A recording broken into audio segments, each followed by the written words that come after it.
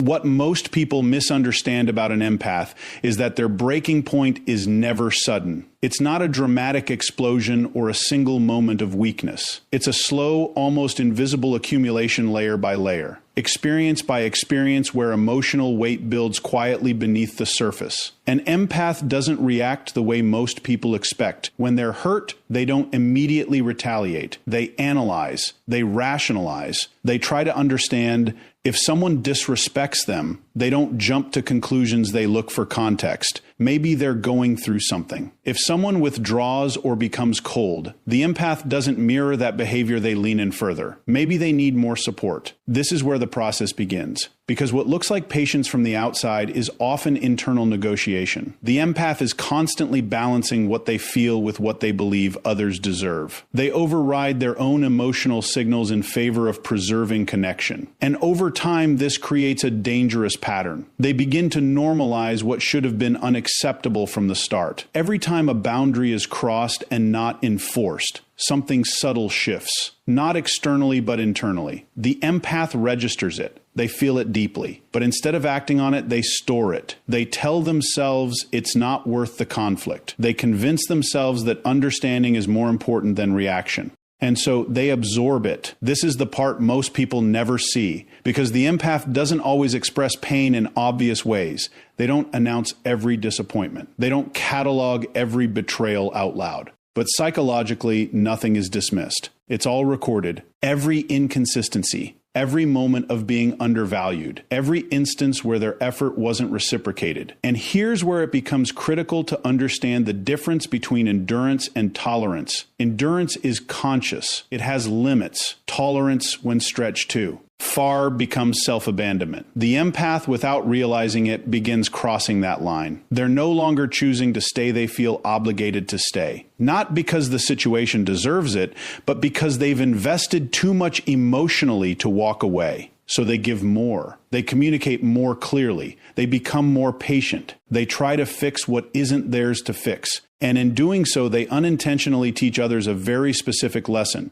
That access to them has no real consequences, that their forgiveness is predictable, that their presence is guaranteed. This is how the imbalance forms. Because while the empath is increasing their effort, the other person often decreases theirs. Not always out of malice, but out of adaptation. Human behavior follows patterns of reinforcement. When there's no resistance, no boundary, no loss, behavior doesn't correct itself. It escalates or becomes careless. And still, the empath stays. Not because they're weak, but because they're wired for depth. They don't connect halfway. They don't invest casually. When they choose someone, they commit psychologically, emotionally, and often even morally. Walking away doesn't feel like a simple decision, it feels like abandoning something meaningful. But here's the paradox. The more they ignore their internal signals, the louder those signals become. What was once a quiet discomfort turns into emotional fatigue. What was once patience turns into depletion. And what was once hope slowly transforms into something else, something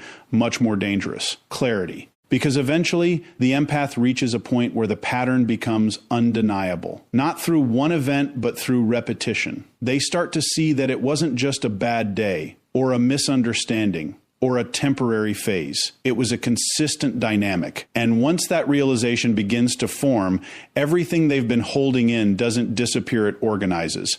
It aligns, it makes sense all at once. This is why their breaking point feels sudden to everyone else. Because while others were only paying attention to the present moment, the empath was carrying the entire history. So when they finally pull back, when they finally go silent, when they finally stop explaining, it's not an overreaction. It's the conclusion of a process that's been unfolding for a long time. And by the time you see the reaction, the decision has already been made internally. Because an empath doesn't break when they're hurt. They break when they realize the hurt was never going to stop. And once that realization settles in, there is no going back to who they used to be. There is a moment in the empath's journey that changes everything, but it rarely looks dramatic from the outside. It doesn't come with a warning, and it doesn't always come with conflict. In fact, it often happens in silence during a normal day, in a normal interaction when something internal finally aligns in a way that cannot be reversed. It's not that the empath suddenly becomes someone new. It's that they finally stop misinterpreting what has been happening all along. Up until this point, the empath has been operating under a kind of internal assumption that people are generally good, that effort will eventually be reciprocated, and that if they just communicate clearly enough, things will improve. This belief system is powerful because it's rooted in their nature. They don't want to see people as disposable. They don't want to reduce relationships to transactions. So they give meaning to behavior that objectively doesn't deserve it. They reinterpret inconsistency as complexity. They label emotional neglect as stress. They frame distance as temporary. And in doing so, they delay a truth their nervous system has already been registering for a long time. But the human mind has a threshold for contradiction. You can only hold so many opposing realities before something has to resolve. And for the empath, that resolution doesn't come through argument. It comes through perception. There is a shift where they stop asking, why is this happening? And start asking, why am I still explaining this to myself? That question is the beginning of the awakening. Because once an empath begins to observe without justifying, the emotional fog starts to clear. Patterns that were once emotionally softened become structurally visible. The inconsistency is no longer random, it's consistent. The effort imbalance is no longer accidental, it's repeated. The emotional confusion they once felt starts to look less like complexity and more like design. And this is where the internal fracture happens, not between them and others, but between their perception and reality. They begin to see that they were not just participating in a relationship. They were managing it, holding it together, compensating for gaps they didn't create, filling emotional spaces that someone else refused to occupy. And the most uncomfortable realization is not that they were hurt, it's that they were needed more than they were valued. This is the moment clarity begins to form, but clarity is not immediately comfortable. It doesn't feel empowering at first. It feels disorienting. Because clarity removes the emotional justification that made endurance possible. It takes away the stories that kept them loyal. It dismantles the internal narrative that said, this will get better if I just try harder. And without those stories, the empath is left with something raw. Truth without emotional cushioning. That's why this awakening often feels like emotional distance before it feels like strength. They start to withdraw internally long before they withdraw externally. Conversations that once felt engaging start to feel repetitive. Effort that once felt meaningful starts to feel one-sided. And most importantly, the emotional urgency they used to feel begins to disappear. But what's really happening is not detachment from others, it's reconnection with internal perception. For the first time, they are no longer reacting to potential. They are responding to reality. And reality has a very different emotional weight. There is also a subtle but powerful psychological shift that happens here. The empath stops trying to be understood by people who have repeatedly shown they are not willing to understand. This is not bitterness. It is efficiency. Emotional energy is no longer wasted on explanations that lead nowhere. The need to be validated by the same source that caused confusion begins to dissolve. This is where the empath becomes dangerous in a psychological sense, not to others, but to old dynamics. Because once someone stops over-explaining, over-giving, and over-adjusting, the entire structure of the relationship changes. The imbalance is no longer supported. The system loses its compensation mechanism. And that is when people notice the shift. They don't always understand it. They just feel it. The empath is still physically present, but emotionally, something has stepped back. The urgency is gone. The availability is no longer automatic. The emotional accessibility that was once assumed is now conditional. But what others experience as distance, the empath experiences as alignment. Because for the first time, they are not reacting to fear of loss, they are responding to recognition of truth. And once that recognition becomes irreversible, the empath doesn't argue anymore. They don't try to convince. They don't try to repair what was never being built equally in the first place. They simply see it. And in that seeing, the illusion ends. Because the awakening of an empath is not the moment they stop caring. It is the moment they finally understand what they were carrying all along and decide they no longer need to carry it at all. And once that realization becomes permanent, the old version of them doesn't return. When an empath finally detaches, most people misread it completely. They assume something has gone wrong. They think the empath has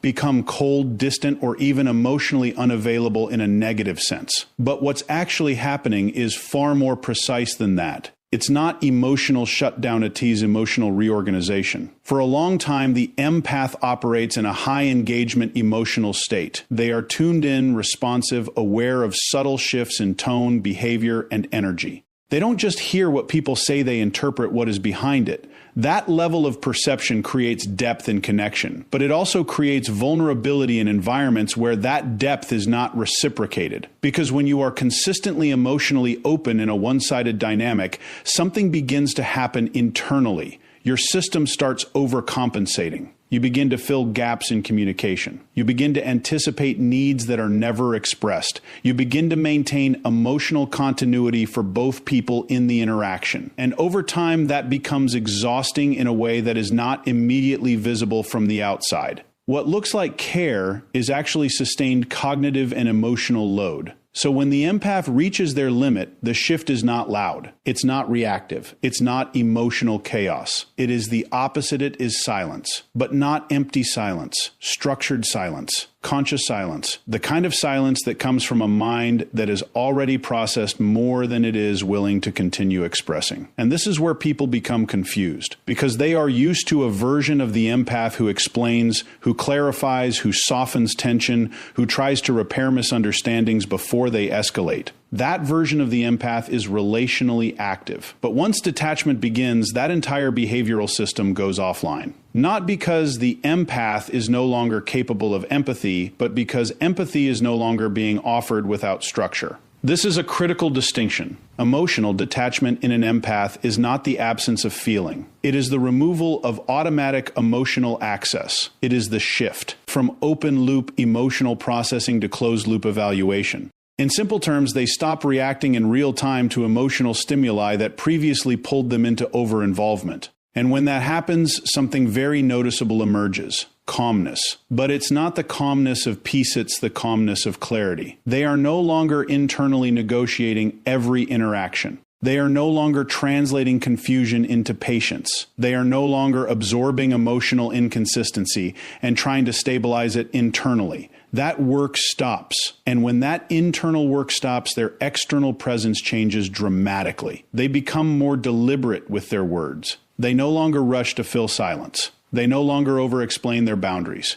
They no longer feel compelled to rescue conversations from discomfort. And to those who were used to their constant emotional engagement, this feels like loss. But from the empath's perspective, it is restoration. Because for the first time, their emotional energy is no longer being spent in real time on managing other people's internal states. It is being redirected inward, into observation, into evaluation, into self-regulation without external interference. And here's what most people miss. Detachment is not withdrawal from connection. It is withdrawal from imbalance. An empath does not stop caring. They stop overcorrecting for emotional irresponsibility in others. They stop translating inconsistency into potential. They stop confusing intensity with intimacy. And once that stops, relationships that depended on emotional overfunctioning begin to destabilize. That destabilization is what others feel as distance. But in reality, nothing has been removed that shouldn't have been questioned in the first place. What has changed is that the empath is no longer compensating for emotional gaps